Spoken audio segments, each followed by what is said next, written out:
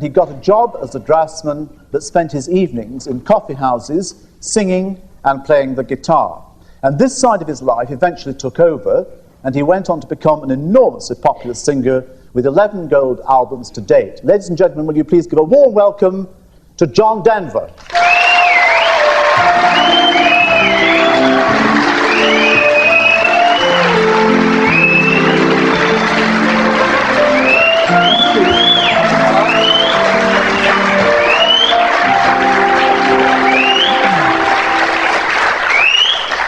I think, John, welcome to you. I think these are some of your own words. They're rather strange. I'm not outrageous, I'm not sexy, and I'm not a great singer. I said that? I think so. Did you? I certainly said that I'm not outrageous and don't try to be. If I said I'm not sexy, it's just that's not the parameters within which I think of myself. Right. A great singer, I'm nothing compared to someone like Placido Domingo. I have a good voice and I use it well, and I think that I'm getting better. No, I don't think I'm a great singer. So that all those things are true, but you've got out of them very neatly. I was going to ask who booked you. If you were none of these things, who booked you? Yes. You've actually wiggled away out of that. Your first guitar was from your granny. Yes, my grandmother gave me a guitar that was made in 1910, and I got it when I was about 12 years old. And your parents had aspirations for you other than that of a performer? Well, I think my parents, they didn't really think that doing something in show business was a real living. You know what I mean? I know. And so I think... What do you do for a proper job? Exactly. So what did they want you to be? Anything that I wanted to be. It's just that was also under there. Mm. And I think that they were a little bit surprised and shocked when I decided to leave college to go see what I could do with my music.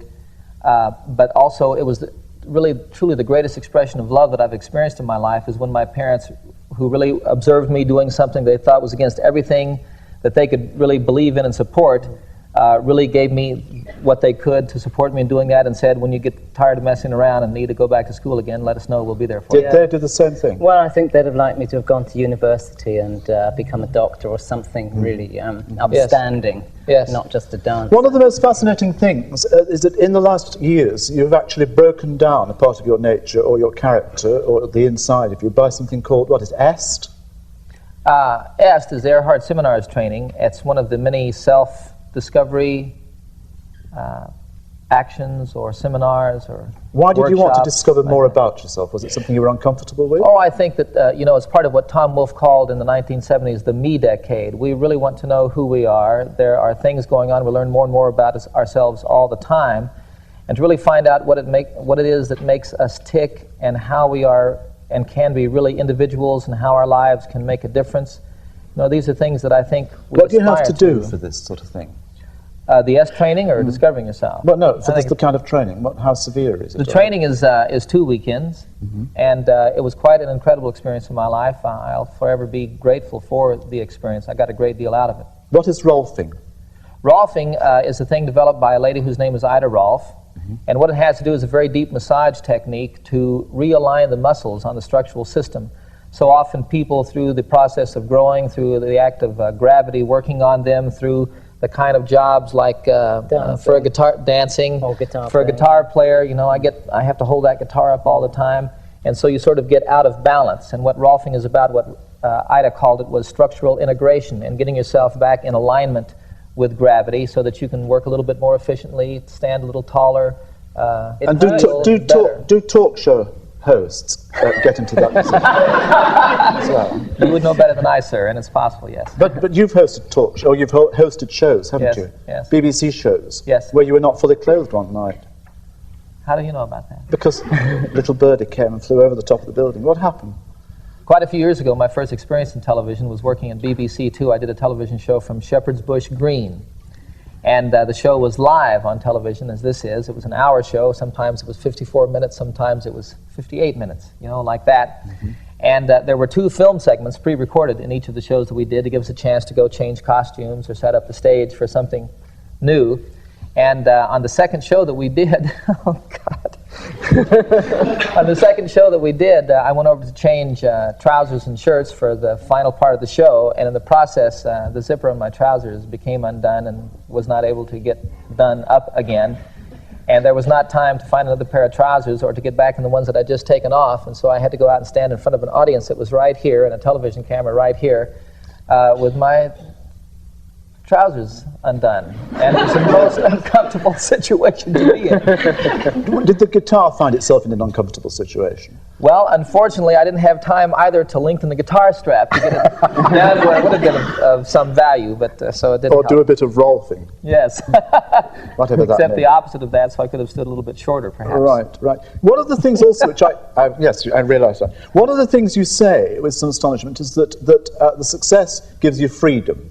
That it gives you freedom to actually do what you want to do. Would you be doing other than what you're doing if you? No, I don't think so. But success, if you have some security in what you've done out of the success of doing it, then perhaps you're a little bit more willing and able to stretch out, to try something a little bit further away from you. Right. In regard to, well, in my case, to try new forms of music. The best example that I use in that is the Beatles.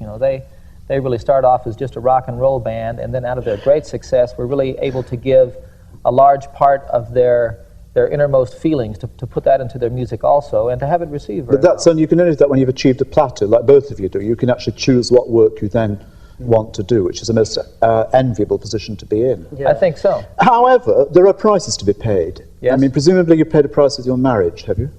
Well, I think that my success and my commitment to the work that I do certainly had an effect on Annie's and my relationship. Annie is the Annie of Annie's song. Yes. When did you write that for her? I wrote that about 7 years ago, 8 years ago. And was the marriage good then at that time? It was wonderful. The song says what it was. Song says what it was. But when did it go wrong? Well, I think over the last 4, 5, 6 years, we started drifting away from one another. And part of it had to do with the amount of time that we spent not together, and the things that we, I suppose, got locked into and not being together, and then an inflexibility when we got back together to sort of integrate the other's life into our own. Within that, we sort of found that we had different interests, we had different friends, we had very little in common. Do you see her? Yes, I do. You've written a song now called Falling Out of Love, haven't you? Yes.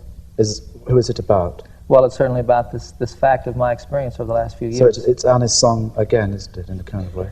I suppose so. In fact, one of the things that I try to think of when I write songs is that what is it like for that person out there? Not just my experience, but if it were someone else, is this what they would feel like? And truly, in writing this song, I wondered what it must have been like for Annie as well as I. And I think that it's that I found it. Will you sing it for us now? I'd love to. Falling Out of Love, John Denver.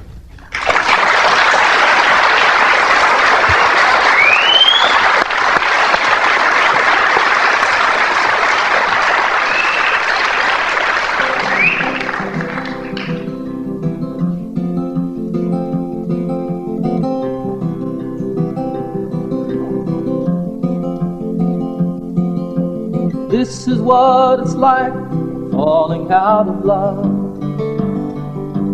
This is the way you lose your very best friend. This is how it feels when it's all over. This is just the way a true love ends. First of all, there's no one you can talk to. When there is, they just don't seem to hear.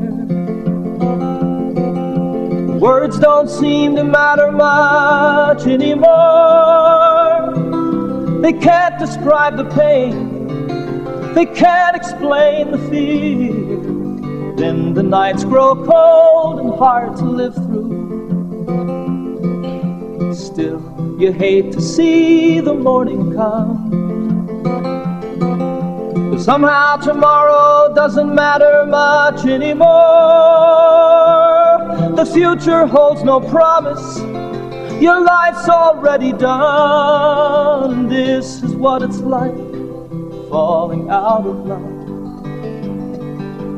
This is the way you lose your very best friend. This is how it feels when it's all over. This is just the way a true love ends.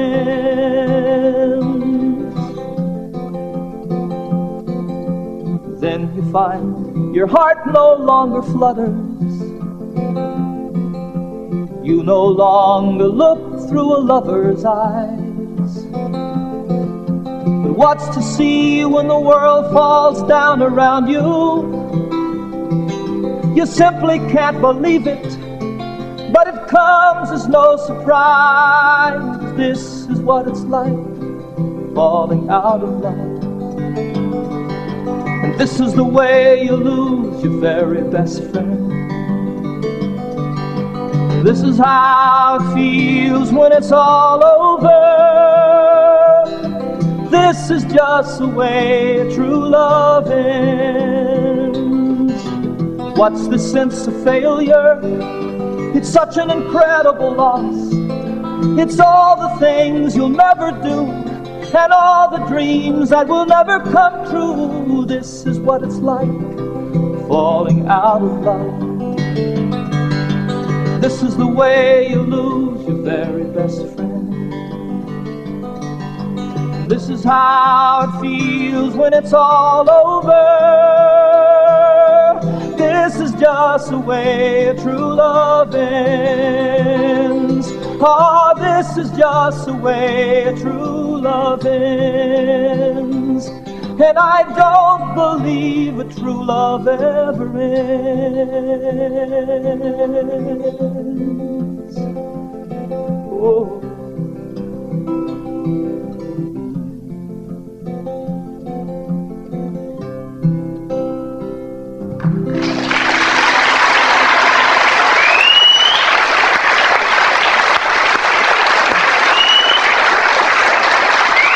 From John Denver, from John Tovey, from Wayne Steve, and Susan Couple me. Thank you, good night, goodbye, goodbye.